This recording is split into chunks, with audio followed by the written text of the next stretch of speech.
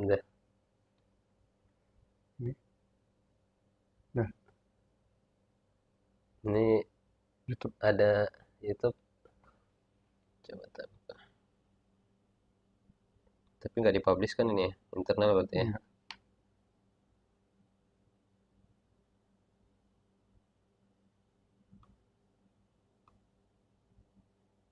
Start recording. Iya, live juga. Iya, oke.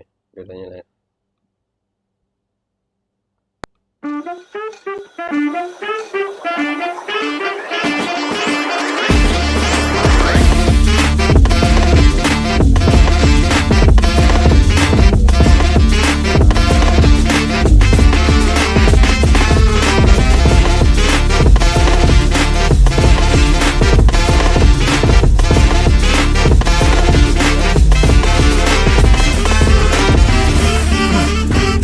Oh gitu.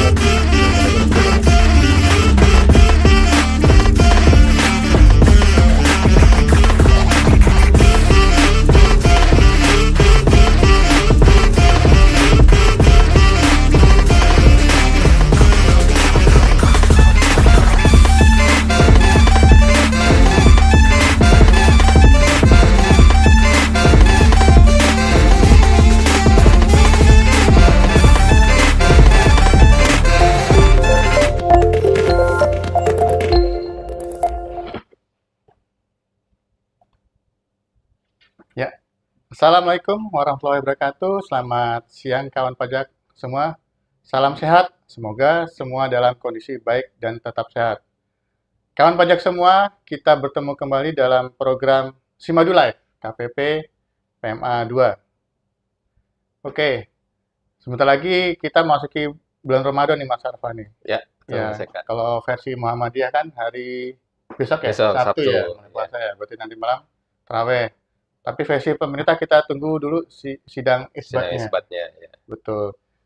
Sebelum kita masih bulan puasa nih, kawan pajak, kita akan bahas nih terkait isu-isu korteks, yaitu yang mudah-mudah sih, impersonate, PSC, dan juga roll. Ya. Karena ada beberapa wajib pajak yang datang ke helpdesk, ke PMA 2, maupun yang WA dan telepon itu masih bingung beberapa Nah, betul ya, Mas. terkait hal-hal tersebut. Nah, si modul live hari ini akan dibawakan oleh saya Eka Dihandoko bersama rekan saya. Muhammad Arfar Rahman. Ya, bagaimana kabar Mas Arta? Alhamdulillah Baik sehat ya. Mas. Oke, Mas Eka nih bagaimana kabarnya nih Mas? Eh, baik. Menyambut bulan puasa Mas, gimana? sudah dipersiapkan oh, ya. Wah, mantap. Dan tetap semangat juga. Siap. Di Oke, bulan suci sekalian nanti Idul Fitri ya Mas, Lebaran ya. Jadi betul juga sekali. sudah dipersiapkan. Iya, Nah, termasuk juga kan nanti katanya nih Mas kalau bulan suci kan atau bulan puasa nih kita diberikan pahala yang berlipat ya. betul. Termasuk nanti juga eh, semua kawan wajib pajak semua kita doakan supaya nanti diberikan pahala yang berlipat bagi yang menunaikan ibadah puasa ya Mas. Ya, Nah, termasuk juga nih Mas ketika dia menghadapi korteks, kawan pajak semua ini kan udah mungkin ada yang apa namanya tagline yang beredar ya, ya, harus bersabar nih menghadapi korteks nih. iya, Nah, mudah-mudahan nanti bulan puasa kita doakan korteksnya nanti kalau bisa sudah lancar nih di bulan puasa. Nah, ya, kalaupun nanti memang masih ada hal-hal yang kendala yang terjadi, wajib pajak bersabar, ya berarti bersabarnya mudah-mudahan dilipat gandakan juga ya iya, betul sekali. menghadapi korteks ini. Pahalanya makin banyak karena Betul bersabarnya sekali lebih tinggi. Mas, ya. Karena pas momennya di bulan puasa.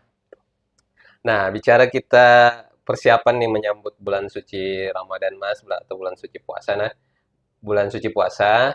Nah, sama juga dengan Cortex Mas. Kalau kita bicara mengenai eh, login ya, login terus roll itu kan ada di awal-awal Cortex ya istilahnya. Betul. Berarti bagian dari persiapan Cortex atau kita biasanya sebut dengan bagian dari registrasi Cortex ya Mas. Nah, seperti kita ketahui dan mungkin kawan pajak semua juga sudah tahu nih ada eh, klasifikasi kalau kita bicara mengenai login nih ada tiga role lah atau tiga akun utama yang paling sering kita akan temui ketika kita login di Cortex, yaitu yang pertama ialah login badan kalau memang dia berbentuk badan ya, kalau berbentuk instansi pemerintah berarti login instansi pemerintahnya. Nah, ada juga yang namanya login PIC nih. Login PIC dari badannya atau login PIC dari instansi pemerintah. Nah, yang terakhir nih ada juga namanya login role. Login role yaitu berarti login-login yang diberikan role oleh PIC. Nah, ini Ya. tiga bagian besar dan juga akan kita bahas di siang hari ini mengenai login di Cortex, role, dan berapa juga tips dan trik ya Ya. Mas Eka ya. Nah, terkait dengan yang paling akan kita bahas, memang kita fokus ke situ ialah login PIC nih, Mas Eka ya. Karena login PIC ini memang login yang paling akan menentukan nanti terkait dengan eh, apa namanya kewenangan yang ada di Cortex. Jadi dia istilahnya itu kan super user ya Mas. Jadi kewenangan yang paling di atas, kewenangan yang paling penuh di dalam aplikasi Cortex. Nah, kalau kita bandingkan dengan yang dulu kan sebelum zaman sebelum atau era sebelum Cortex misalnya, walaupun kita masih pakai sampai sekarang ya Mas, yaitu misalnya DJP online Oh, nih. Kalau DJP online kan kita login tuh namanya login badan nih. Nah, login badan itu eh, kita istilahnya kita pakai rame-rame nih. Kita login kita diberikan login, semua bisa pakai karena memang tempatnya juga semua ada di situ. Misalnya kalau kita mau bikin bukti potong 21, berarti kita harus kasih loginnya ke yang membuat bukti potong 21. Nah, kalau ada lagi yang diberikan akses atau diberikan tugas untuk membuat bukti potong unifikasi, berarti kita kasih lagi loginnya nih. Padahal loginnya satu, udah diketahui oleh pembuat bukti potong 21, diketahui lagi oleh pembuat bukti potong oh unifikasi. unifikasi. Yang lain juga, misalnya PPN dan, oh kalau PPN agak beda ya, PPN dia di faktur web, yang paling sering juga itu SPT tahunan. Nah, di mana DJP online. Nah, kalau di Cortex ini memang dia skemanya berbeda dia Mas Eka. Jadi kita sudah mempersiapkan bahwa masing-masing itu akan diberikan akun Cortex-nya masing-masing. Jadi yang paling pertama yang harus punya akun itu kita berikan ke PIC utama nih. Nah, nanti PIC utama ini yang akan memberikan role-role, role PIC, role PIC 21, role PIC unifikasi, role SPT badan. Kalau sudah diberikan masing-masing role-nya, tentu saja loginnya juga akan berbeda masing-masing. Nah, nanti eh, semua nanti login masing-masing dan mengerjakan tugasnya masing-masing. Nah, itulah gambaran umum atau gambaran besar terkait login yang ada di aplikasi Cortex. Berarti untuk langkah awal kan semua masing-masing orang pribadi Hmm, harus bisa login dulu ke betul dalam Mas. Cortex ya. Nah, Betul, nanti dia ditunjuk sebagai PSI kah atau ditunjuk sebagai apa drafter atau signer seperti betul, apa? betul Mas Eka. Oke. Kan pajak sebagai seorang yang ditunjuk sebagai PSI perusahaan atau diberikan role akses tambahan dari perusahaannya, maka akan bersangkutan akan masuk ke dalam konteks DJP dari akun wajib pajak orang pribadinya melalui impersonate WP Badan. Jadi seperti yang saya sebutkan, kita masuk ke orang pribadinya dulu sebagai kita personal, Hmm, kemudian nanti di bawahnya sebagai impersonate Badan. Nah, bukan dari akun WP Badan. hmm. Dengan adanya PSI ini, Mas Alfa, Ya, impersonate, dan penambahan role akses, maka sekarang bagi WP Badan menjadi jelas siapa yang pribadinya atau pihak yang diberikan peran untuk menandatangani ataupun melakukan pemenuhan kewajiban perpajakan badan perusahaan. Nah, hari ini juga dapat diterapkan untuk menghindari fraud. Maaf, hal ini untuk menghindari fraud ya kalau pajak. Dan sesuai dengan pasal 52 huruf B Peraturan Pemerintah Nomor 71 Tahun 2019 hmm, tentang penyelenggaraan sistem dan transaksi elektronik yang merupakan turunan Undang-Undang Nomor 11 Tahun 2008 tentang informasi dan transaksi elektronik bahwa tanda tangan elektronik melekat pada orang pribadi atau orang perseorangan hmm. baik dalam kedudukan sebagai diri sendiri atau mewakili badan usaha atau instansi. Berarti mewakili badan usaha atau instansi disebut impersonate ya. Ya, betul. Nah, kemudian juga menambahkan lagi terkait login di Cortex yang tadi Mas Arfa sudah sebutkan, itu ada tiga jenis. Pertama login badan sebagai perusahaan atau sebagai instansi pemerintah. Kemudian adanya login PSI, kemudian adanya login role yang banyak kawan pajak juga tidak tahu. Login badan merupakan login super user. Nah, tadi Mas Arfa juga bilang PSI sebagai super user. Betul. Nah, ternyata badan ini super usernya masih di bawah PSI. Hmm, Karena ada beberapa role maksudnya ada beberapa yang tidak bisa diakses ketika kita menggunakan login badan. Kemudian ada juga login sebagai signer dan juga sebagai drafter. Nah, login badan ini juga sangat penting nih sebagai kunci nih. Hmm, Nah, kalau bisa yang memegang login badan ini memang hanya satu orang pilihan betul. Login badannya ya, Mas ya. badannya. Karena login badan ini bisa mengganti PSC Hmm, seperti betul. itu dalam hal pemilihan role ya. Ya, betul. Nah, kemudian untuk PSC ini bisa memilih role signer ataupun drafter. Seperti itu, dengan menunjuk karyawan sebagai penentangan dan juga sebagai pembuat draft faktur pajak, bukti foto identifikasi, dan juga pelaporan seperti itu, Mas. Betul sekali, Mas. Nah, tadi sudah dijelaskan Mas Eka agak detail ya terkait dengan role ini. Jadi tadi ditambahkan bahwa ada role signer dan role drafter ya. Drafter, betul. Jadi ada dua itu role, drafter sama signer. Nah, kemudian kita mau kasih tips juga nih Mas Eka terkait dengan login nanti. Yang pertama itu tipsnya jangan sampai salah kamar. Wih, apa ini maksudnya Waduh, Mas salah Eka ya? kamar apa nih? Nah, jadi Penasaran ka- saya. jangan sampai salah kamar kan memang bahaya tuh kalau salah Oke. kamar ya. Jadi memang harus hati-hati nih. Nah, kamar ini maksudnya tadi ya akun tadi itu atau role-nya tadi itu ya. Jadi tadi kan udah dijelaskan ada 3 akun ya, 3 login. Berarti ada 3 kamar nih. Ada kamarnya badan, kamarnya PIC, dan kamarnya role-role nih. Nah ini jangan sampai salah-salah kamar nih masuknya, Hmm. Mas. Jangan sampai kita masuknya kamar badan, tetapi ternyata kita mau buat atau istilahnya tanda tangan nih. Tanda tangan, nah jelas di kamar badan atau di akun badan ini nggak akan bisa tanda tangan karena dia kan tidak punya tanda tangan elektronik seperti yang tadi dijelaskan oleh Mas Eka dari secara ketentuan ya, karena dia melekat ke orang pribadi. Nah itu tipsnya jangan sampai salah kamar. Jadi kalau salah kamar ini kan pasti memang membingungkan ya. Jadi misalnya seperti tadi yang saya jelaskan, ketika kita masuk menggunakan login badan, pasti kita tidak akan menemui tombol-tombol untuk mengupload atau Upload. mensubmit nih Mas. Nah, kadang itu ditanyakan sama wajib pajak semua. Kenapa nih saya tidak bisa mengupload? Kenapa nih saya tidak bisa melakukan submit? Nah, hampir sebagian besar itu terjadi karena memang dia salah kamar ternyata Mas Hmm. Eka. Jadi dia masih menggunakan login badan. Atau yang kedua kemungkinannya dia menggunakan role drafter. Hmm. Role drafter yang akan melakukan tugas role signer, maka nggak akan bisa. Jadi yang itu tadi tips dari kami memang harus diperhatikan sekali terkait role ini. Dan memang kalau seperti yang tadi dijelaskan Mas Eka, kalau bisa memang role badan ini dibatasi aja atau akunnya badan ini, login badan ini dibatasi, nanti tinggal kita kasih role-role yang sesuai aja. Role siapa yang dapat drafter, siapa yang dapat signer, atau bisa dua-duanya juga dikasih.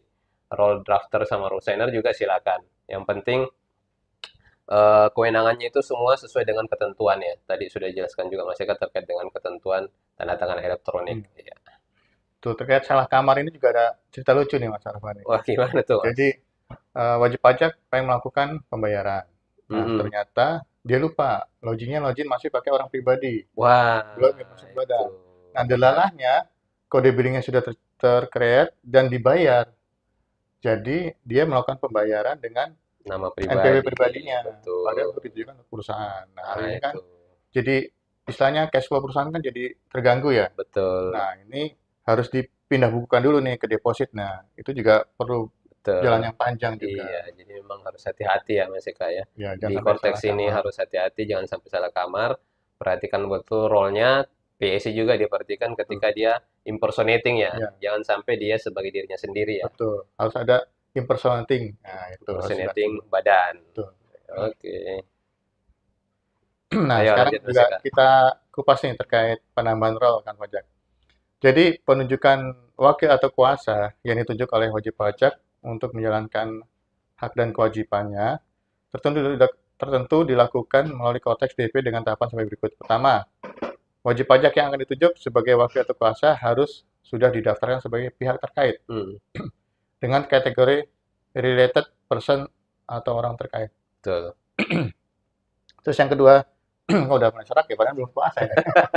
Latihan Ya, namanya, latihan ya. persiapan. Terus yang kedua, wajib pajak yang ditunjuk sebagai penanggung jawab masuk ke akun orang pribadi Cortex, DJP, kemudian memilih wajib pajak badan atau instansi pemerintah yang akan menunjuk wakil atau penguasa.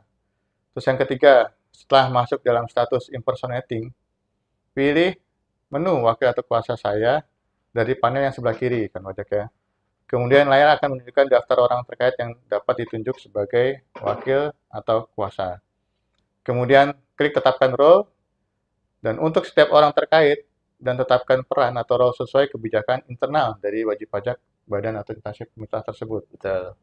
Nah, ada jenis role yang dapat ditetapkan adalah pertama drafter. Nah, drafter ini sebagai apa sih? Melakukan pengisian dan pembuatan dokumen perpajakan. Kemudian yang kedua sebagai signer, melakukan penandatanganan dokumen perpajakan. Apakah bisa satu orang ditunjuk menjadi data sama signer? Bisa. Bisa.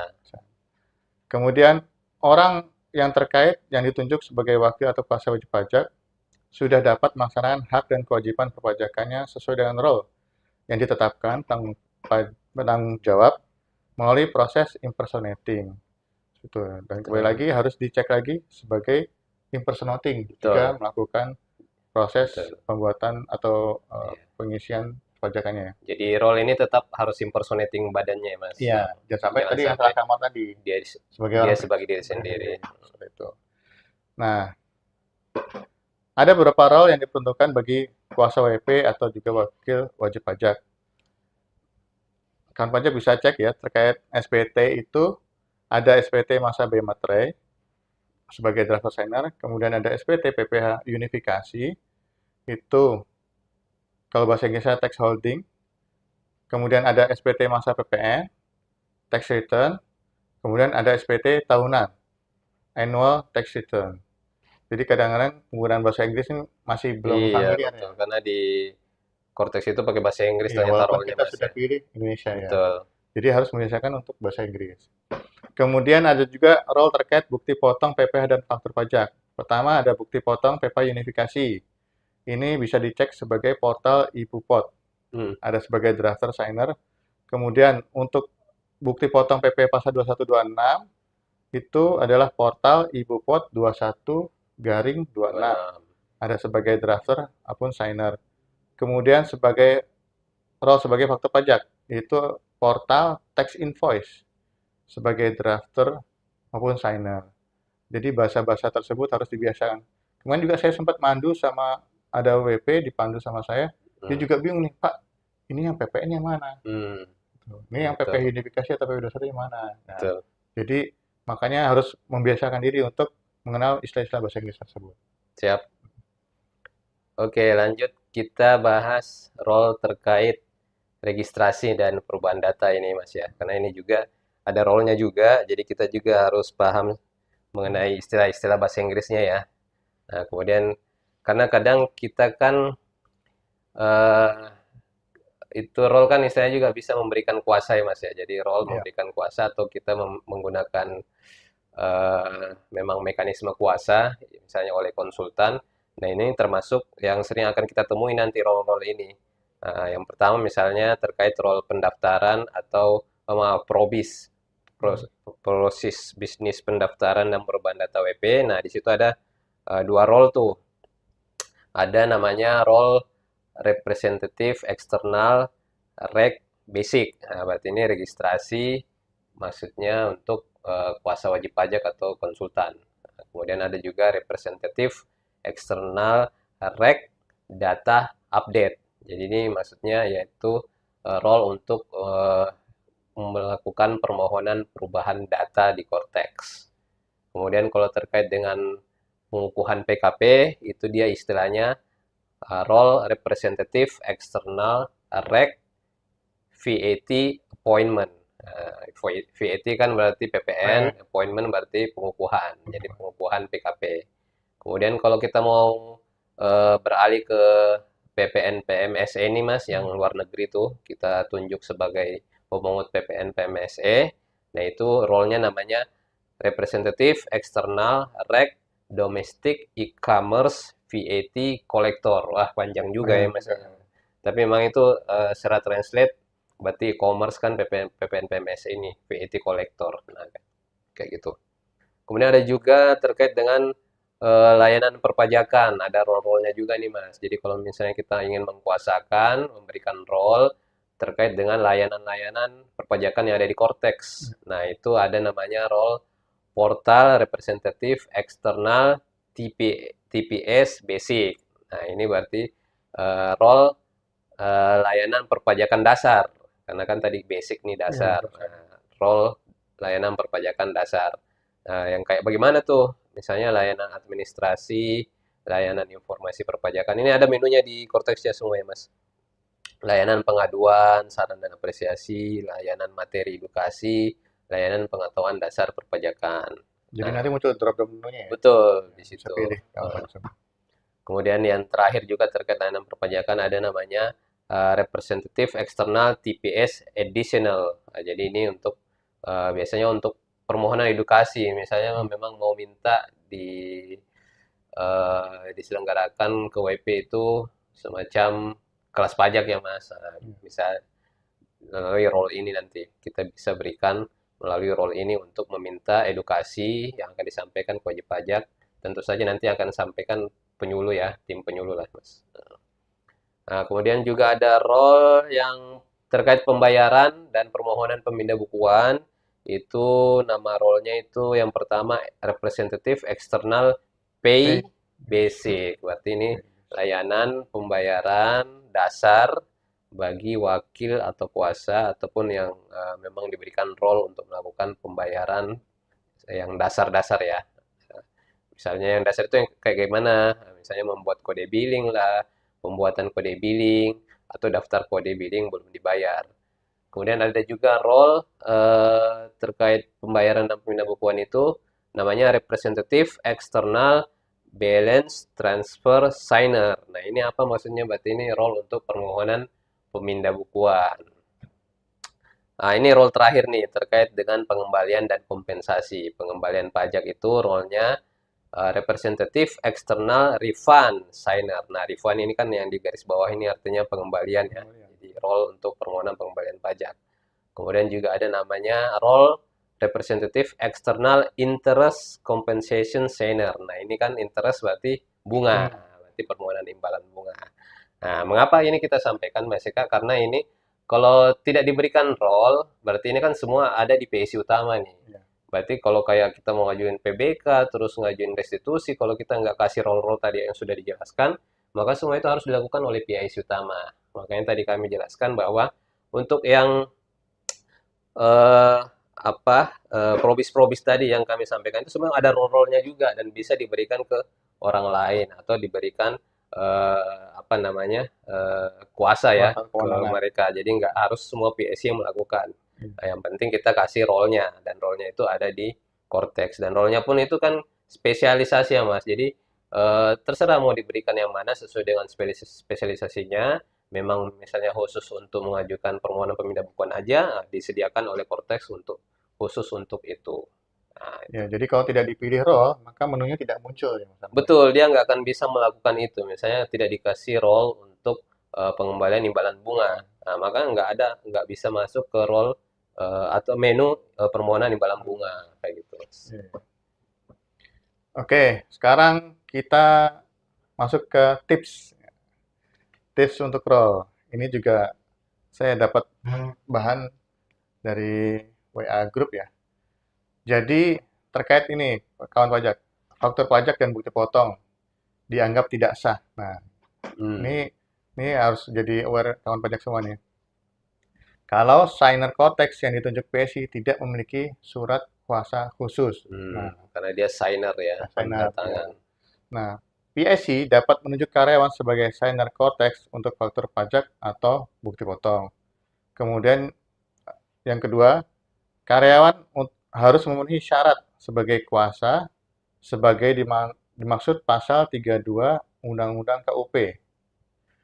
Kemudian yang ketiga, PSI harus membuat surat kuasa khusus menurut PMK 229 tahun 2024. Nah, kawan pajak bisa cek kembali surat kuasa khusus menurut PMK 229 tahun 2024. Karyawan yang berhak menjadi kuasa harus melampirkan bukti. Pertama, sertifikat brevet di bidang perpajakan yang diterbitkan oleh lembaga pendidikan kursus brevet pajak. Atau yang kedua, ijazah pendidikan formal di bidang perpajakan sekurang-kurangnya tingkat diploma 3. Hmm, Berarti D3 ya maksudnya. betul. Yang diterbitkan oleh perguruan tinggi negeri atau swasta dengan status terakreditasi A. Kemudian yang ketiga, sertifikat konsultan pajak yang diterbitkan oleh panitia penyelenggara sertifikasi konsultan pajak. Apabila poin 3 dan 4, poin 3 itu terkait surat kuasa dan 4 yang karyawan yang berhak menjadi kuasa itu tidak wajib diupload di Cortex. Hmm, Nah, kemudian poin 3 dan 4 wajib tersedia sebelum signer Cortex melakukan tanda tangan atau menerbitkan faktur pajak atau bukti potong. tanda tangan elektroniknya itu Ya, ya. berarti kawan pajak harus menyiapkan nih surat kuasa khusus nih. Betul. Jadi sebelum ditandatangan fakturnya, wajib pajak harus ada penunjukan dari pengurus Betul. bahwa karyawan tersebut atau PSI tersebut memiliki wewenang atau memiliki kuasa khusus di dalam perpajakan. Apabila hal tersebut tidak terpenuhi, maka petugas pajak dapat menganggap faktur pajak atau bukti potong yang sudah terbit menjadi tidak sah. Hmm, Dan kalau tidak sah, akan ada sanksi denda yang akan mengikutinya. Seperti itu. siap. Jadi ini kan mungkin masih pada apa namanya ya, terbuai dengan biar bisa masuk kan fakturnya. Tapi begitu Iya, signer, desain, sudah ada tanda tangannya, lupa nih ya.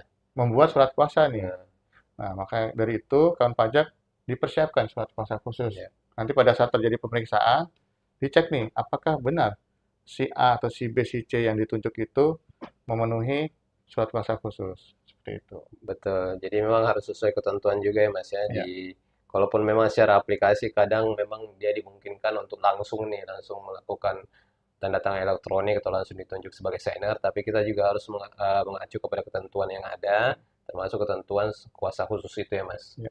Itu harus diperhatikan ya. Mungkin kita lanjut lagi terkait PS ini Mas. Oke. Yang itu terkait apa istri yang tadi Mas Arfa. Eh, Mungkin Oke. lanjut aja. Ya, Lanjut langsung terkait ke PC ya. ini FAQ FAQ berarti ya. ya. Ya. Ya. Jadi yang tadi kita lewatin, sekarang kita ke FAQ yang biasa ditanyakan ke kami. Ya. Apa itu PSI dalam konteks dan DJP dan siapa yang dapat ditunjuk sebagai PSI? PSI itu singkatan dari Person in Charge, adalah individu yang memiliki akses penuh di sistem wajib pajak badan melalui skema impersonate. PSI dapat ditunjuk oleh manajemen perusahaan, tidak harus level direktur utama, tetapi harus memiliki kemampuan untuk mengolah akses data penting dalam sistem Cortex DJP. Ya. Jadi nggak mesti direktur utama, bisa jadi Betul. direktur keuangannya, Iya. bisa direktur Karena tadi juga dampaknya dia sebagai super user ya. produser, betul. Kemudian, apakah PSI harus memiliki jabatan tertinggi di perusahaan? Tidak harus. PSI dapat ditunjuk dari level manajemen di bawah direktur utama, misalnya direktur keuangan, asalkan memiliki wewenang dan tanggung jawab sesuai kebutuhan perusahaan. Kemudian yang ketiga, siapa saja sih yang dapat ditunjuk sebagai PSI dalam konteks? PSI dapat ditunjuk oleh manajemen perusahaan dan tidak terbatas pada direktur utama, sama kayak tadi. Ya. Kemudian, apakah seorang karyawan biasa dapat menjadi PSI? Ya, bisa Hmm. ternyata. Karyawan biasa dapat menjadi PSI asalkan ditugaskan secara resmi oleh manajemen perusahaan dan memiliki kompetensi untuk mengelola akses serta dalam data sistem konteks DJP. Masih bertanya nih, kok bisa karyawan? Iya. Kalau seandainya dia punya cabang dan hanya kepala cabangnya atau kepala gudangnya itu, Hmm. nah maka dia bisa ditunjuk sebagai PSI di cabang 2 atau cabang Betul. 3 seperti itu. Hmm.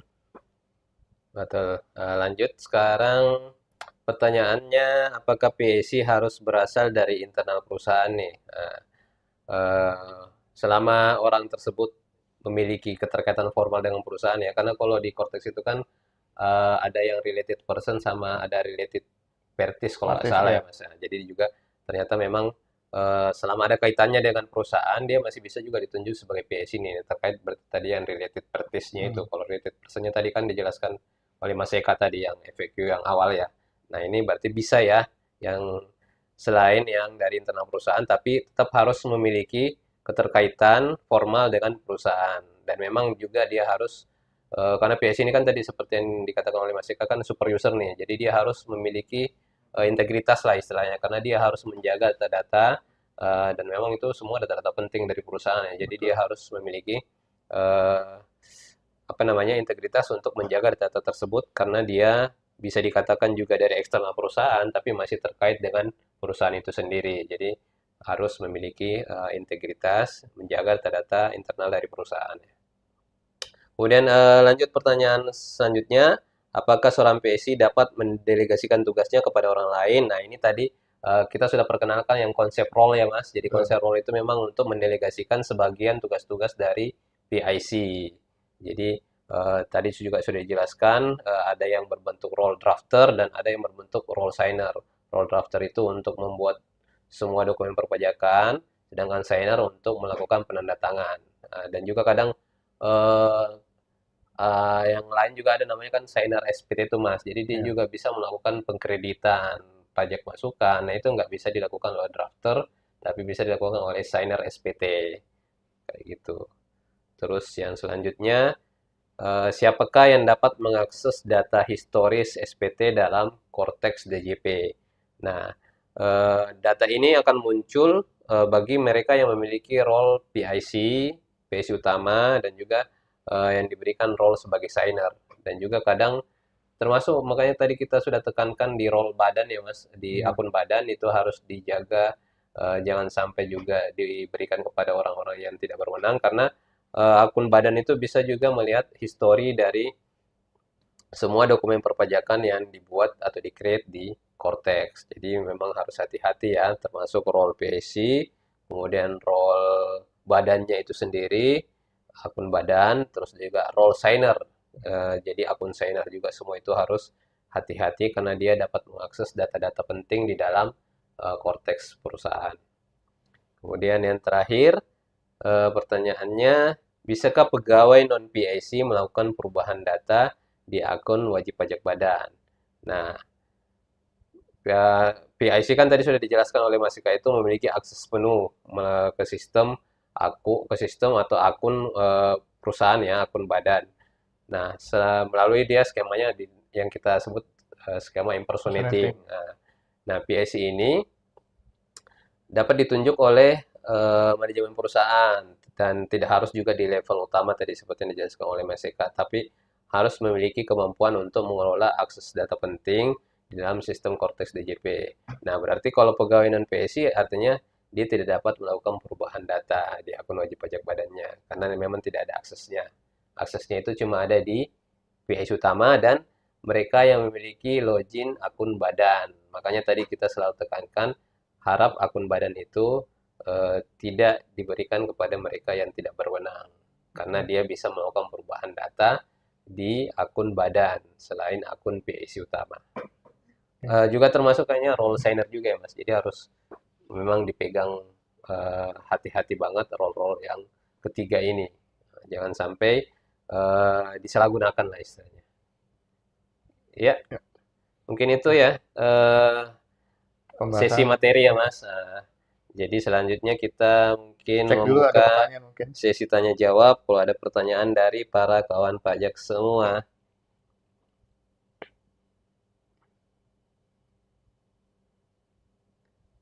Iya, nah di sini ada dari Cah Patiwae memberikan semangat kepada Pema 2. Terima kasih Mas Cah Patiwae atas Dukungannya. dukungannya, semangatnya. Terima kasih sama-sama. Kami juga memberikan semangat kepada para kawan pajak semua supaya nanti dalam Cortex juga kendala-kendalanya semakin berkurang ya. Ya, betul. Kemudian juga semua memberikan semangat. Siap.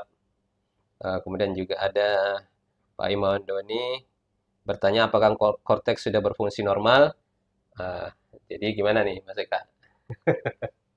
Nah, pada intinya memang kita akui memang belum bisa normal ya, tapi akan selalu ada perbaikan ya, perbaikan tiap selama hari berjalan, tiap hari kita akan selalu melakukan perbaikan. Juga kalau ada apa kendala-kendala silakan dilaporkan ke kami, kita akan selalu meneruskannya Ke ke tim IT tim kantor IT pusat. kantor pusat untuk bisa ditindaklanjuti. Ya, Mas Eka ada tambahan lagi?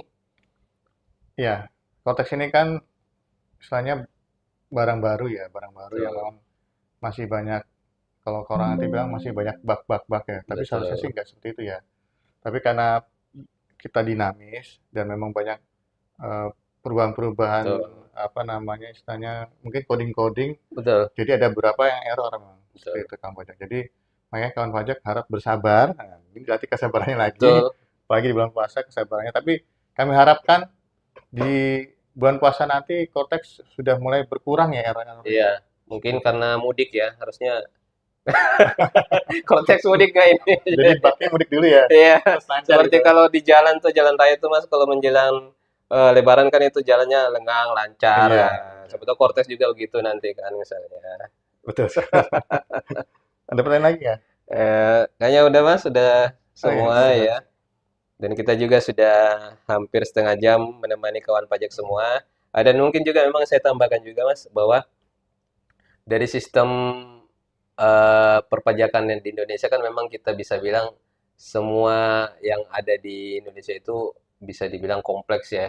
Permasalahan yang ada di perpajakan Indonesia itu cukup kompleks ya Mas dibandingkan dengan mungkin perpajakan yang di luar. Jadi mungkin ini juga mengikuti sebenarnya dari sistemnya bahwa sistemnya itu sangat kompleks untuk bisa menangani masalah-masalah yang terjadi di perpajakan Indonesia ya. Jadi Betul. mungkin ini istilahnya bisa dibilang adaptasi sistem baru lah karena dia mengenal istilahnya kaget kali ya, kaget mengenal oh kok kompleks banget nih perpajakan di Indonesia, banyak-banyak yang harus di handle ya, banyak yang harus dilakukan, probisnya aja sampai 25 probis ya. Betul. Jadi mungkin ini bisa dikatakan mungkin sebagai adaptasi lah, adaptasi sistem dan mudah-mudahan nanti bisa berjalan lancar dengan berjalannya juga hari-hari yang telah kita lalui sebagai pembelajaran dan hari-hari ke depan untuk mudah-mudahan sebagai eh, mengingat kita, pengingat kita supaya tidak terjadi lagi kendala-kendala yang